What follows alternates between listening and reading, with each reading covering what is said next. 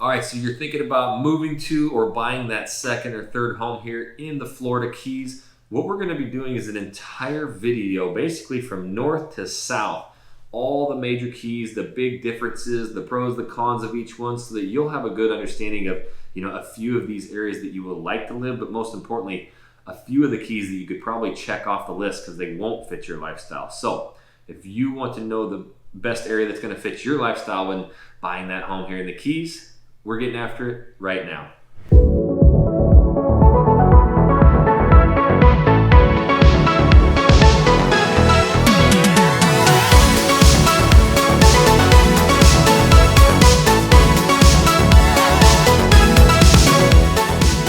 Hey, what's up everybody? My name is Jackson Wilkie. Sunnie SanLorenzon. Lee Sanders. And we are the Living in the Florida Keys team. If this is your first time to this channel, you want to learn everything about what it's like to work, eat, sleep, live, play, buy that second home. Make sure you tap that subscribe button, click the little bell so you're notified every time we do a new video. And we are honestly getting so many phone calls, emails, text messages every single day from people moving and relocating and buying those second homes. And we absolutely love it. So thinking about buying that home, relocating, or moving to any of these Florida Keys, make sure you give us a call, shoot us a text, send us an email. Days, nights, weekends, we got your back when buying here in the Florida Keys. All right, so what we wanted to do is really start up at the north end and work all the way down to the south to Key West. Talk about each one of these major keys and who's living there and who doesn't. Again, it'll give you a good understanding of, kind of the lifestyles there so that you can check some of them off the list. So first and foremost, just south of Miami is Key Largo. Who's typically moving there and what's going on in Key Largo? Well, we find Key Largo because it borders South Dade and Miami. We get a huge amount of people from South Florida that buy in Key Largo. The other thing too is it's close to the Miami airport, so people will fly in, rent a car, and come to Key Largo. So that just makes it really convenient. There's lots of people that like that just because of the convenience. Right. And for Key Largo, for you, you probably help some clients move up there. What do you typically see, Lee? Well, a lot of people like Key Largo and really all the way down to Islamorada for the fishing. You've got world-class fishing offshore, but you're also very close to the Everglades. So the Everglades are basically in your backyard. And so people will fish for all the backcountry species over in the Everglades area. And in fact, in any single day, you can fish backcountry and offshore. So the fishing is a big deal. So that's one thing, people kind of take Florida and they'll say that it's almost the same down in the Keys, but the Everglades and stuff, you're not going to find south. It's going to be more north in the Key Largo areas and stuff, correct? Well, as far as being close and being able to go there, leave your house, fish the Everglades, then come back to the house and do whatever. You have backcountry fishing all the way through the Keys, but it's different in the Everglades because there's a lot more territory to cover. Yep, and so from there, the next one just down to the south, Tavernier. This has actually started getting a little bit more popular as of late, but who's really moving there and why? Well, same thing with Tavernier and Islamorada. It tends to be people from South Dade or people that want to be close to the Miami airport. It's a pretty quick distance to rent a car and come on down. And it's got that great boating too, especially offshore. Right? The offshore access is super. Yeah. And then Tavernier and Islamorada. Yeah, all year round, the offshore fishing is excellent. The sail fishing in the wintertime, especially off Islamorada, is world class. And summertime for dolphin. And a lot of species in between, so it's terrific fishing. Is that you getting bigger boats up there too, and in the canals and all that? Yes, yeah. There's plenty of room for big boats. There's big boat marinas. Yeah. There's also some charter companies that are charter docks with multiple boats that are world famous for their catch. And you've sailed from like Tavernier all the way to Key West. There's sailboats up there. Sure. Yeah. Few times. I used to sail out of Treasure Harbor. There was a charter company there, and we would charter a sailboat for a couple of weeks, and we'd sail it down Oceanside to Key West, and then down to the Dry Tortugas, and then back. And that's a good adventure, and it's a terrific area to sail. Yeah. So, those are two of them kind of up more north, people really just traveling, people from all over, buy in that area, but, typically that's South Miami. So, one of them that kind of moves us more into the central, a little bit busier, is Marathon. So, kind of talk about maybe a couple different areas in Marathon, why people are moving there. Well, they call Marathon more like the Middle Keys, and that's Right. a perfect. Marathon is a city, and it actually has more commercial enterprises there. Lots of restaurants, grocery stores, even the Home Depot. Yep. So people like that because they can get to the highway from their house and do all those extra things. But they have superb boating in Marathon also. Real deep, wide canals. Mm-hmm. And just north of Marathon, attached to it, is Key Colony Beach. And Beautiful. that is a beautiful area with deep, wide, clean canals. And it has excellent boating there. And they very well maintained. They really maintained that community well.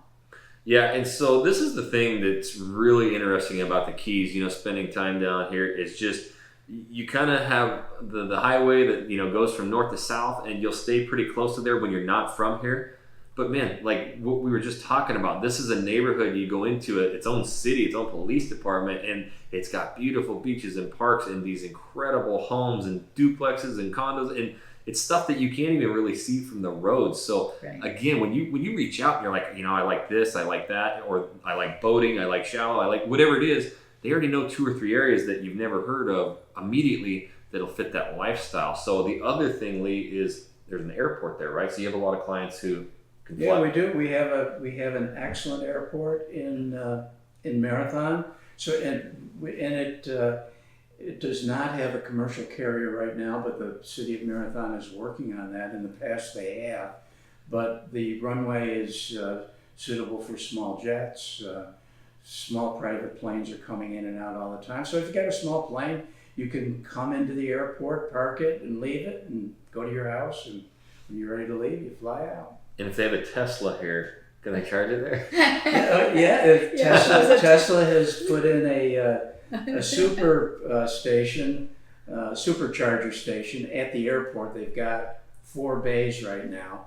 And so if you got a Tesla and you're living in Marathon, that's a great place to charge up. If you're visiting, it's a lot of people that are coming through, coming down the Keys, either coming back from Key West or to Key West, they'll charge up there.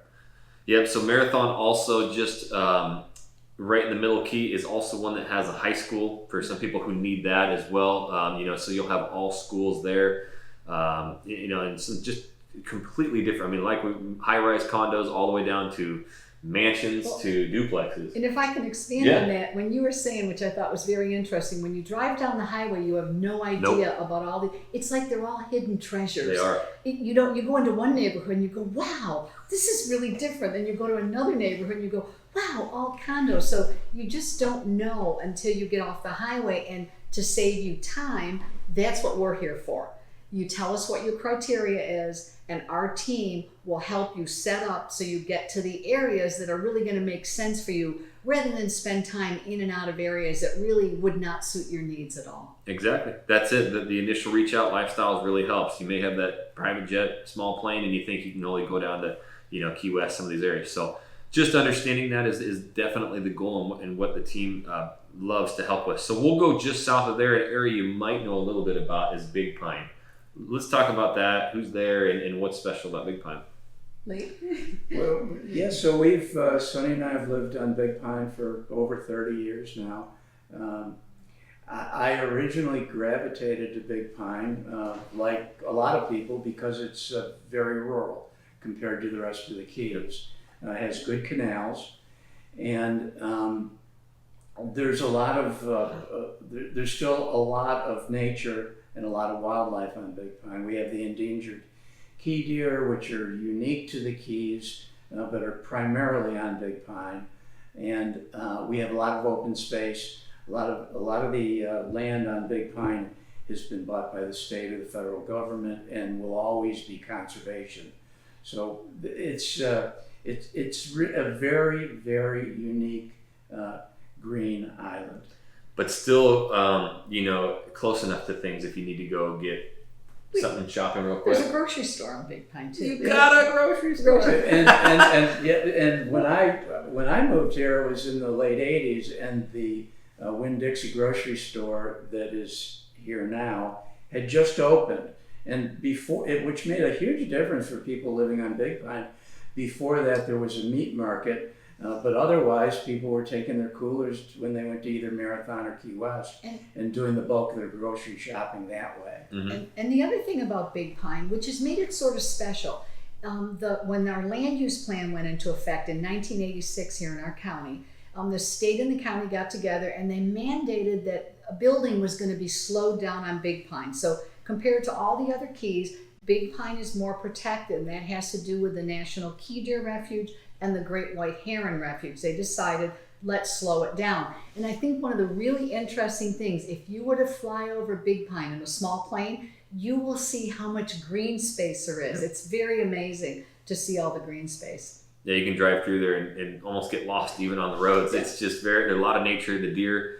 I guess one thing we probably would want to touch on, especially that Marathon Big Pine, is the short-term rental versus rental. Like, are these areas? Yeah. Let's just touch on it. Tell them the difference in them. Well, in the lower keys, we're still part of what's called unincorporated Monroe County. We're not a city, not incorporated. Right. And the regulations for unincorporated are 28 days or longer. So if you buy a home and you want to vacation rent it, think it has to be by the month. Now, they still do well, but it's a little different than the weekly, which is a much more transient rental, where Marathon has transient rentals and you can rent your house or condo more of a short term. Some condos have their own rules, but in general, you can do transient rentals in Marathon, right, Lee? Is that? Yeah, and the same in Key West. Yeah. Key West and Marathon are very similar as how they go about their rentals. Yeah, so your goal is not only of what your lifestyle is, but also if you're not going to be staying there full time, which the majority of our clients aren't. What are your goals with your house after that? Leave it and let it be protected and have people watch it, or do you want to short-term rental or long-term? That is another huge factor on which key is going to fit your lifestyle or your goals. So next we'll go just south of Big Pine and hit Summerlin. Like, who's going to the Summerlin Key and what makes it so special? Summerlin is just a beautiful key. The water is just fabulous. The canals actually have flow through culverts, so as the tide moves, the water stays really clean. The canals are very wide, so they can fit very large boats in it. And as people have bought homes on Summerlin Key, everybody keeps improving the houses. So they just keep spending more money and the houses get better and better and better. And it's a very desired lifestyle on Summerlin Key. And Lee, talk a little bit about the boating there. So we've got excellent boating headed out with a marked channel, headed out to the ocean with about 3 foot of draft. So that's the limiting factor generally. Lots of people have boats 30, 40 foot and or less, but you can get a bigger boat in there and head out to the ocean easily. We also have on Summerlin some beautiful oceanfront properties, not only in the subdivisions, but on the east side of the island. They're deep properties where a lot of them you can't see the house from the road because of the foliage that's been planted.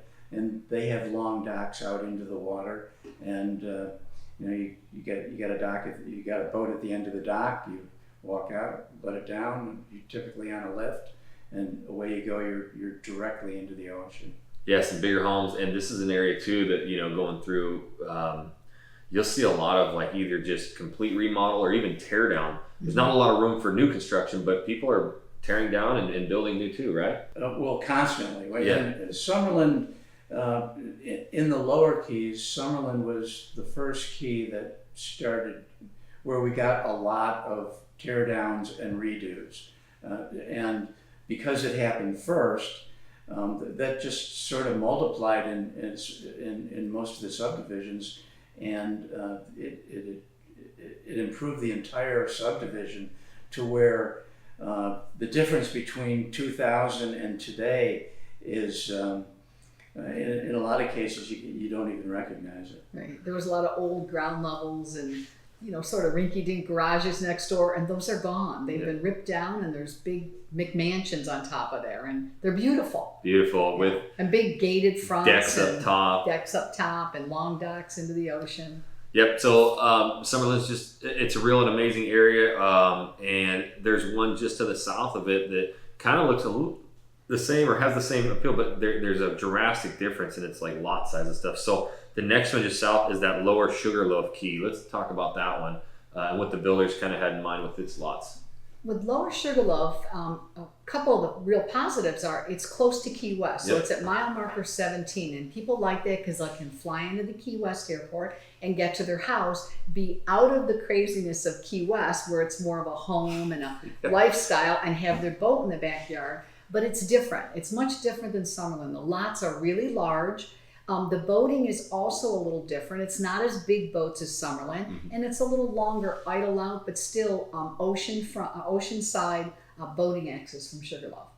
So you can still get pretty decent sized boats in there, but and there's a lot of pontoons in that area too, right? Well, there are a lot of pontoons because the water is not as deep. The access is not as deep as it is in Summerlin or say Cudjoe Key. And so a pontoon makes a lot of sense. And a lot of people like that style of boating where you're just having a lot of fun. You got a big platform. You can go out there. They're terrific for lobster season, for diving off them. A lot of our neighbors have used them as their primary fishing boat, where they have a lot of family and friends that come down. Everybody wants to go together, and that's a great platform.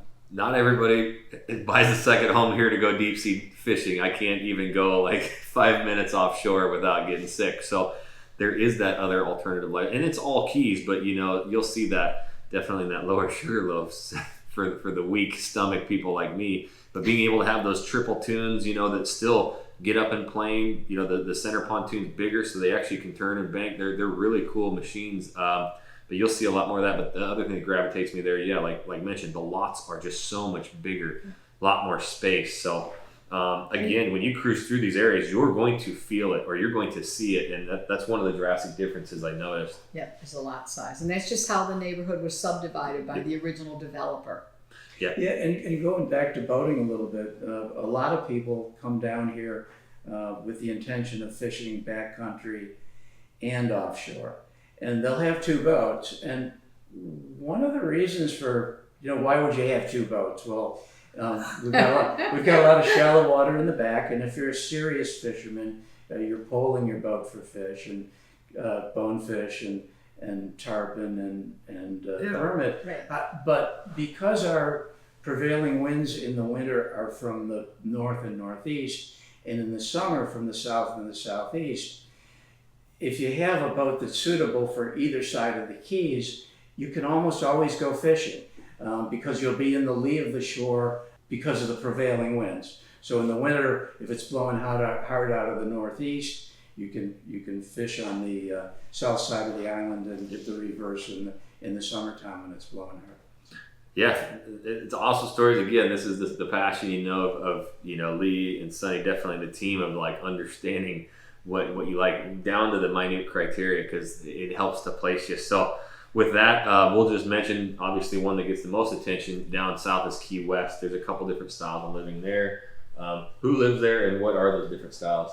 Key West does have a lot of people that actually purchase and live there because they're working, they own a business. So we do have a lot of homeowners that actually live in Key West, and then we've got a huge number of vacation homeowners, resort houses. In Key West, it's also, I call it a little crazy town because it's got the hotels, the bars, the restaurant, and it's just always busy. Very seldom do you go to Key West, there's not people just crossing everywhere on the street. There's just stores and restaurants and a lot of fun and a million events going on down there all the time. There's always some kind of events that our local TDC is sponsoring and putting on down there. And the thing about Key West is it draws every kind of person. Right. There is just no one group or one person that looks to Key West. It's people from everywhere ready to do everything.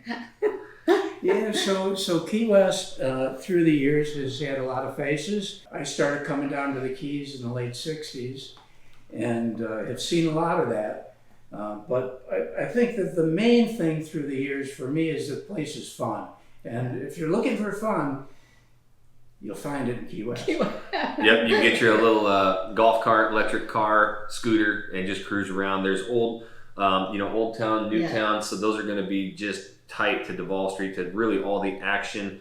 There's also some condos over by the airport. Another airport there too. Right. Obviously, that's the one that people think about. That's what, people like. And you mentioned about the scooters and the bicycles, and that is one of the reasons why a lot of out-of-town owners will buy in Old Town in Key West. They want to be part of that lifestyle.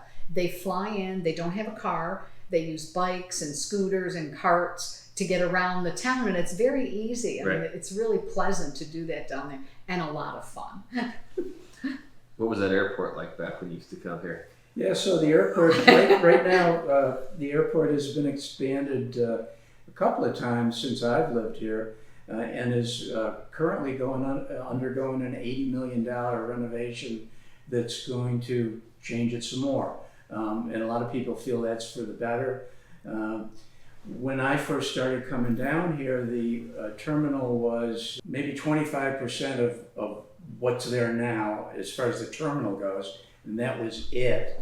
And the parking garage was a big field. Right. So when you take a flight out of Key West, you'd park in the field anywhere, and when you came back, you'd get in the car and drive away. Yep. No charge. And if you'd been there long enough, they may have mowed the grass around your car. Yeah, around your car. But that would be the only indication that anybody had been there. So In the actual terminal, it reminded you of just an old ground level house with terrazzo floors, and then the flight school was next door. Yeah. And that was pretty much all that was at the Key West Airport. as an aside to the airport story here, I think it's important to note that when you drive out of the airport today, and when you drove out of the airport in the '60s, the view to the ocean is the same. Yeah, it's definitely the same. For sure. And that's why people come here. The water and the place is what really has created everything around it. So that's the one thing that the team absolutely enjoys, all these stories, but there's completely different lifestyles amongst each key. So that's what the team enjoys, understanding what you're moving here for, your lifestyle, so that you can thoroughly enjoy your time here in the Keys. So the only way we can help, you got to reach out, you got to give us a call, shoot us a text, send us an email. Days, nights, weekend, we got your back when buying that second home or that forever home right here in the Keys. Until the next video, we'll catch you later.